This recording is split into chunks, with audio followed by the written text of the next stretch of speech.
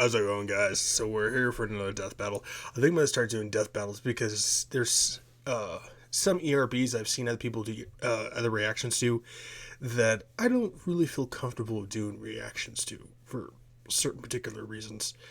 So I think from here on out, we're just going to be doing death battles and some movie trailers if they drop anything actually good. So death battle today is Genos versus Warmachine. Genos is from One Punch Man. Now, I've watched a few episodes of One Punch Man. It's something I just could never get into. I know a lot of people say that you have to, it's one of those ones that you have to let the ball roll for a little bit, and then it starts actually getting better and better and better and better. The furthest I think I ever got into that show was when he went to that factory or facility, and he took on that giant rhino beetle-looking dude who mutated to something bigger. Thought he was going to beat One Punch Man, and he ended up killing him. That's basically as far as I got into One Punch Man. I just lost interest in it. And I know he's like some sort of cyborg, cybernetic dude that I guess was meant to take out One Punch Man or test his abilities or something. I have no idea. So I'm like very foggy in that area.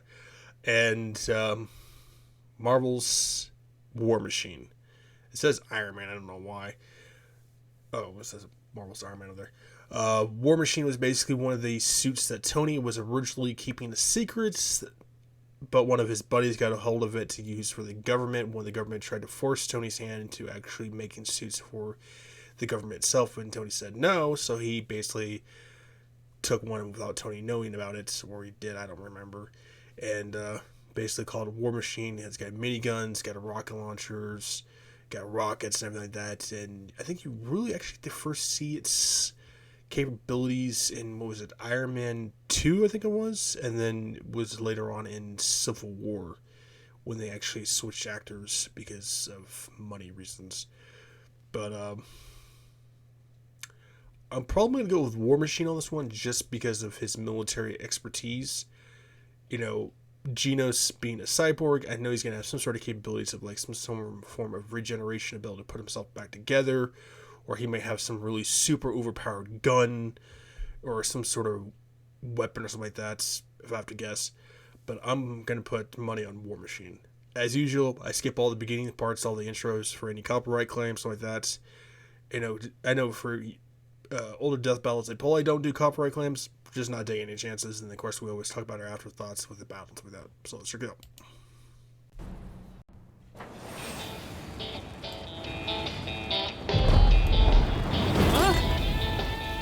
I'm in trying to drink some coffee myself, huh?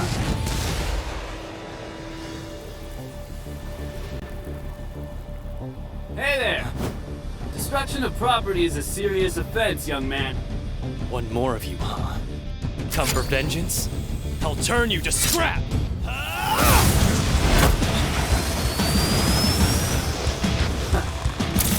I know Genos is pretty wild in that he strikes first and talks later. A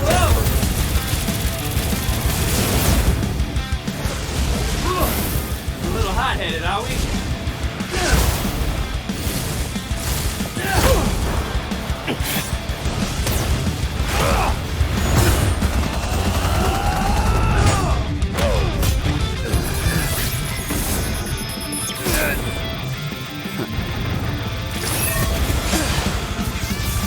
Say cheese.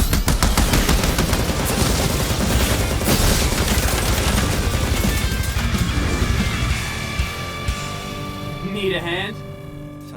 I already have one! Pretty sure War Machine doesn't have the beam that he does. And out there is like that bit of powerless cyborg trying to put himself together. I don't fall apart that easy. Genos was getting fight War Machine for the ass. One moment. Alright, sorry about that. I had to switch headphones. My damn wireless ones started beeping on me with the battery being low. Really annoying.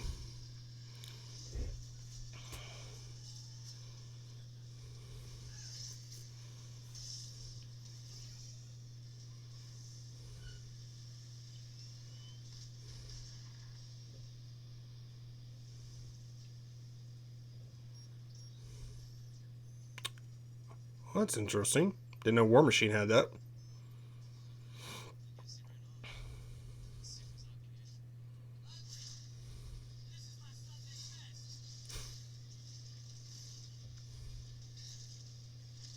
Smart.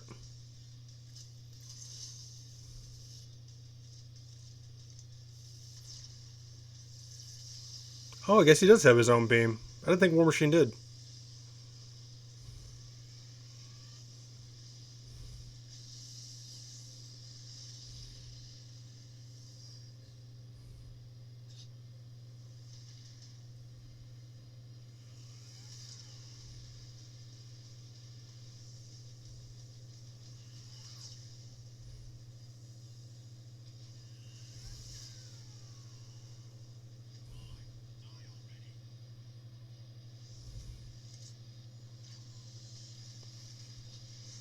He just phased through that.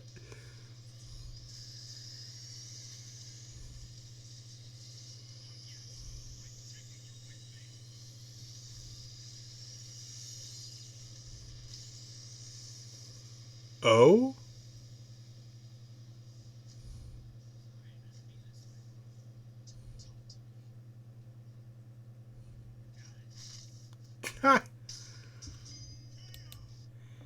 Yeah, Tony made some very durable suits.